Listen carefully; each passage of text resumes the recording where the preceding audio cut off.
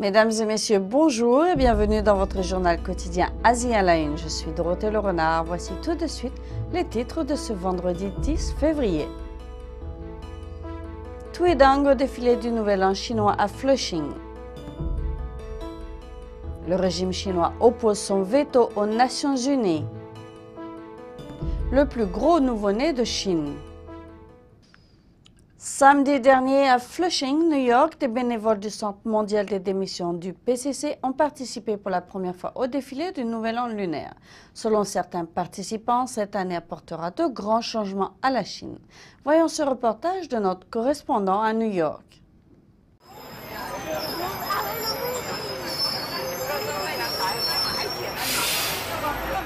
Tweedang est un mouvement qui pourrait changer le visage de la Chine.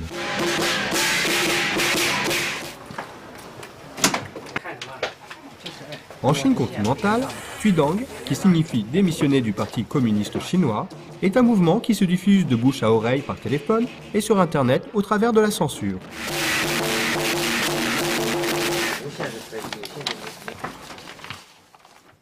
Ici à New York, où les efforts sont coordonnés ouvertement, le mouvement touche des millions de Chinois. Yi Rong, la présidente du Centre mondial des démissions du PCC, établit un parallèle entre ce qui se passe en Chine aujourd'hui et ce que l'Europe de l'Est a connu dans les années 1980.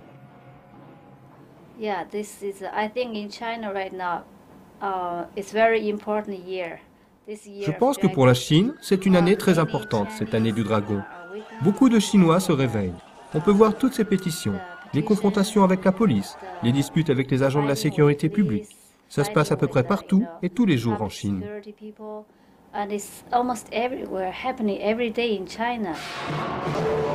Pour la première fois samedi dernier, les sympathisants du mouvement Tweedang ont pu participer au défilé du Nouvel An chinois dans l'avenue principale de Flushing, dans le Queens à New York. En Chine, ce genre d'activité provoquerait probablement une répression militaire. Mais à l'étranger, et aux États-Unis en particulier, le mouvement des démissions du PCC ne fait que grandir. Entre l'an dernier et cette année, j'ai reçu un total de 4000 déclarations de démission, voire un peu plus. Chaque jour, 40 à 50 000 personnes démissionnent du Parti communiste chinois grâce à différents canaux. À ce jour, le mouvement totalise plus de 110 millions de démissions du PCC et de ses organismes affiliés. Beaucoup de Chinois ont été forcés de s'inscrire au Parti communiste, aux jeunes pionniers ou aux jeunesses communistes, à l'école ou sur leur lieu de travail.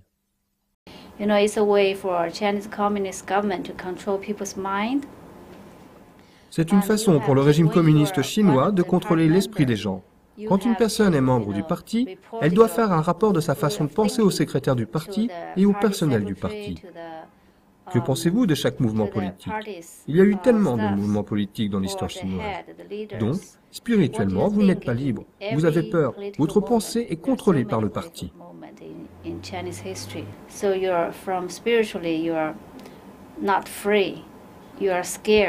Ce que le futur réserve à la Chine, le peuple chinois en décidera sans doute lui-même. NTD News, New York. Le régime chinois a opposé son veto à la résolution des Nations Unies condamnant les violences syriennes et poussant le président Bachar al-Assad à quitter le pouvoir. La position du régime chinois a été vivement critiquée par les autres États membres du Conseil de sécurité.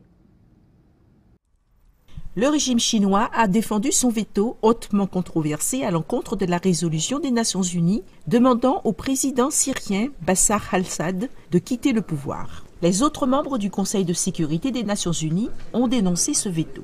Liu Weimin, le porte-parole du ministère chinois des Affaires étrangères, a expliqué aux journalistes la position de la Chine. Selon le régime chinois, cette résolution serait incapable de résoudre la violence en Syrie. Selon lui, la résolution a été présentée au vote alors que différents partis ne s'étaient toujours pas mis d'accord. Cette façon d'agir n'est pas favorable au maintien de l'unité et de l'autorité du Conseil de sécurité, ni à une résolution correcte du problème. C'est pourquoi la Chine s'est opposée à cette résolution. Les autres membres du Conseil de sécurité des Nations Unies, excepté la Russie, qui s'est aussi opposée à la résolution, étaient furieux. Hillary Clinton, la secrétaire d'État américaine, a qualifié ce veto de farce. Elle a ajouté que la Chine et la Russie portaient du sang sur les mains. La violente répression du régime syrien envers les dissidents multiplie les victimes.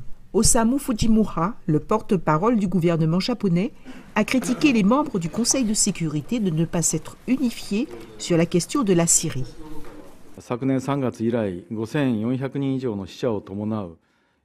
La répression qui a tué plus de 5400 personnes depuis mars dernier continue.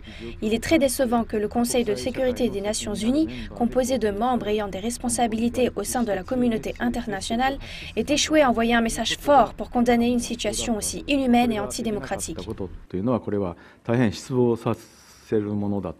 Le Japon est l'un des 13 membres du Conseil de sécurité des Nations Unies ayant voté pour la résolution.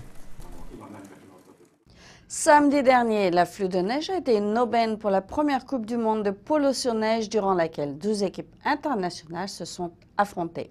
Cette discipline longtemps tombée dans l'oubli en Chine remonte à la dynastie Tang il y a plus de 1000 ans. La première Coupe du Monde de polo sur neige s'est ouverte en Chine samedi dernier. Une foule nombreuse est venue encourager les 12 meilleures équipes internationales. Le tournoi s'est déroulé au Golden Metropolitan Polo Club de Tianjin, une ville portuaire industrielle à une centaine de kilomètres de Pékin. Selon les organisateurs, ces 12 équipes, toutes membres de la Fédération internationale de polo, font de ce tournoi une compétition du plus haut niveau mondial. 3 matchs opposant la Chine à l'Angleterre, l'Argentine à l'Afrique du Sud et l'Inde aux États-Unis ont été disputés après le défilé d'ouverture de dimanche. Les équipes d'Australie, du Brésil, du Chili, de France, d'Italie et de Nouvelle-Zélande étaient également en compétition dans cette première Coupe du Monde de polo sur neige. Bien qu'il ait été autrefois populaire dans la haute société chinoise sous la dynastie des Tang, il y a plus de 1000 ans, le sport des rois a presque entièrement disparu de Chine, jusqu'à ce qu'un récent regain d'intérêt pour les sports étrangers lui rende ses lettres de noblesse. Personnellement, je ne m'y connais pas beaucoup en polo, mais je pense qu'il en est de même pour tous les spectateurs chinois présents. Mais après avoir regardé quelques matchs aujourd'hui, je comprends pourquoi le polo, et le polo sur neige en particulier, peut facilement plaire aux gens à travers le monde. Le club de polo de Tianjin dispose de 2 terrains de taille standard, d'une écurie pouvant accueillir 157 chevaux et d'une école d'équitation. Un bébé de plus de 7 kilos est né en Chine centrale. Ses parents de taille normale n'en reviennent pas. Il pourrait être le plus gros nouveau-né chinois de toute l'histoire. Un bébé de 7 kilos est né samedi en Chine centrale. Selon les médias officiels, ce nouveau-né détient le nouveau record du bébé le plus lourd de Chine. Un bébé normal devrait peser entre 2,5 et 3,5 kg. Ce bébé est 2 fois plus gros qu'un bébé normal. La mère et son fils se portent bien tous les deux. Ils se trouvent à l'hôpital de Xinxiang, dans la province du Henan. Le garçon, appelé Chunchun, est né juste après le début de la nouvelle année du dragon, qui est considérée comme une année propice pour avoir un enfant. Ma femme était comme toutes les autres femmes enceintes.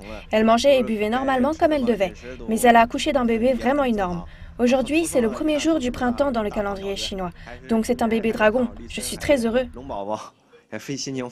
Sa mère avait pressenti quelque chose de spécial. J'ai clairement senti que mon corps était plus lourd que lors de la grossesse de ma fille. Mon ventre était plus gros que la première fois. J'ai imaginé que mon bébé pèserait entre 4 ou 5 kilos. Je ne m'attendais pas à ce qu'il pèse 7 kilos. D'après l'agence de presse officielle Xinhua, 3 bébés pesant exactement 6,8 kg sont nés entre 2008 et 2010 en Chine. Ils détenaient alors le record des bébés les plus lourds de Chine. D'après le site officiel du Guinness mondial des records, le bébé le plus lourd de l'histoire est né en 1879 dans l'État de l'Ohio aux États-Unis. Il pesait presque 11 kg, mais il est mort quelques heures après sa naissance. Voilà donc pour ce journal. Merci à tous et à toutes de l'avoir suivi. Je vous souhaite une excellente journée et je vous retrouve dès lundi pour une nouvelle édition.